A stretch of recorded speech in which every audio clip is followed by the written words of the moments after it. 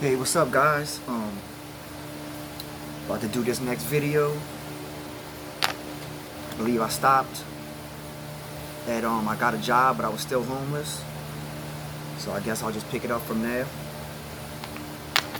Um, so pretty much I got a job, but I still was homeless, sleeping in a doorway on Iberville between Charters and Decatur.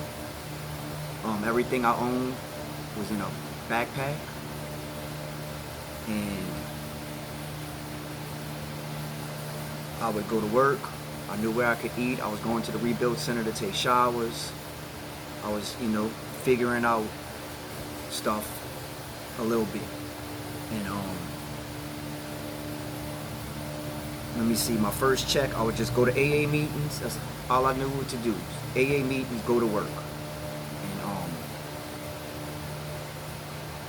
I got my first check, and it was for like $180. And oh yeah, and I got a government phone.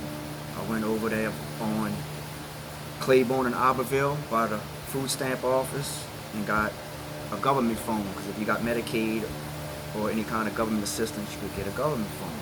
So I had Medicaid, and I got a government phone, which is going to play a really big part very soon. So I had a phone, and I was able to look up on Craigslist rooms for rent in New Orleans, and I found one, and it was for $140 a week with a $20 deposit, so that's $160. My check was for like $180, and I go meet the guy at the place to check it out, and it's on the corner of Simon Boulevard and Thalia. If you're from New Orleans, you know where that's at. It's right in front of the Melford Projects, and that's my first spot.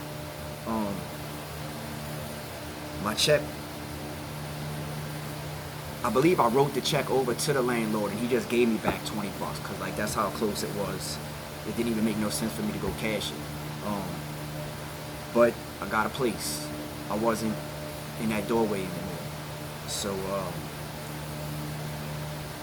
it felt good. That was like, a job was a big step, but then when you get to sleep in a bed and you got a roof over your head, psychologically it really it makes a difference. So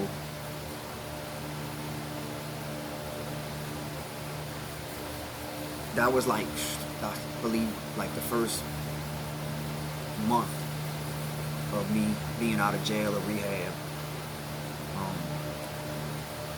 Was jobless for about 2 weeks, and then worked for a week, and you had to wait a week to get your check. So yes, it's probably about a month into it, and I got the place. So I got a job. I'm going to AA. I finally get a place to live in front of the projects, but who cares? I'm working on Bourbon Street, but who cares? All of that was irrelevant to me at that time. But like life always does, it's gonna hit you, and it hit me very soon. I go visit my mom, and she got rushed to the emergency room.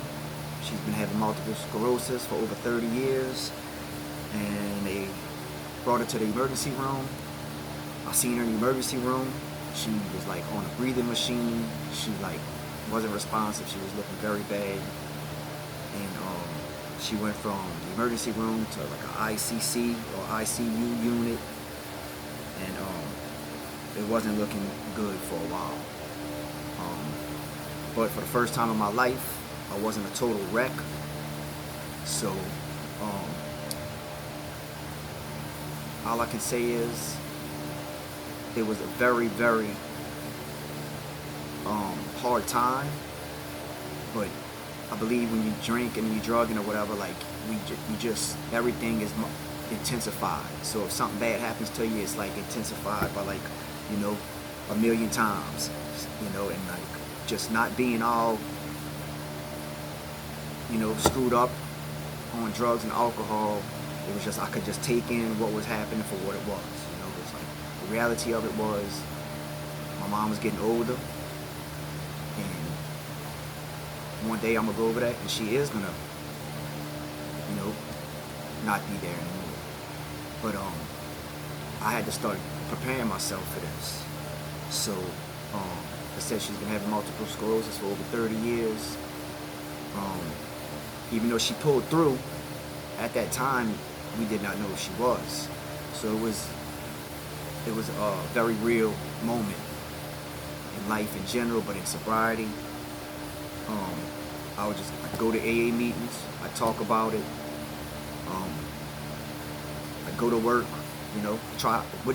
wouldn't talk. I didn't try to talk about it too much. I'm just, I'm not one of those people, like, I'm not trying to look for whatever sympathy or anything like that. I'd say what I needed to say to get it off of my chest, and I would go about back to the goal at hand, was becoming a better person. And through that, AA, working, staying sober, go and see her, and that's all I did for a couple weeks. She finally pulled through, but it was a very intense time.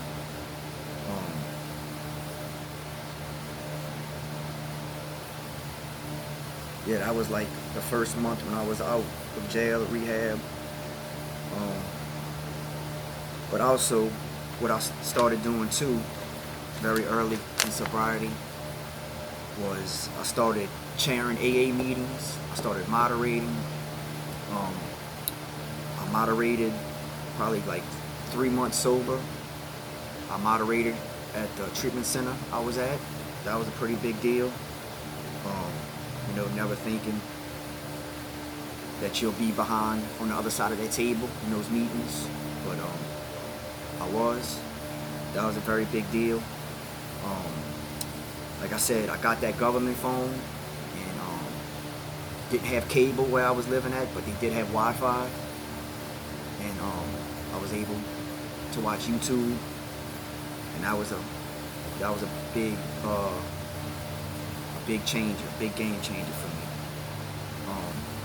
Because I started, last time I tried to get sober, I used to watch, motivational videos and a lot of good people, a lot of good things, but I wasn't mentally ready. I wasn't hearing them, or I wasn't understanding them like I should have been, because like I just wasn't ready yet. I might have thought I was, but I look back and I was watching all these things. I was, going to kickboxing classes, going to AA, watching these videos. It felt like I was in a good place, but I stopped going to AA meetings, started drinking again, but that's a whole nother issue. You try and stay on track. But I just knew of a couple people that I used to watch, motivational people on YouTube, and I went back to that and I started watching them again. And 3 main people that I listened to that changed my life was Eric Thomas, Inky Johnson, and David Goggins. Those guys are just the 3 of my most favorite people in the world, probably. I could go on and on about them, but E.T.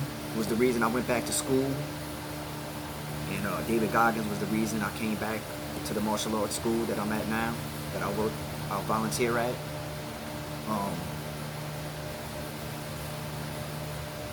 Like I said, I was already chairing meetings and moderating, and like that was a big step, because I just knew one thing, like if this was gonna happen, like I couldn't watch videos on stuff anymore. I just couldn't listen to people at meetings, like I had to start being a practitioner. I just couldn't watch, so E.T. had a video. He said a pastor challenged him to go get his GED.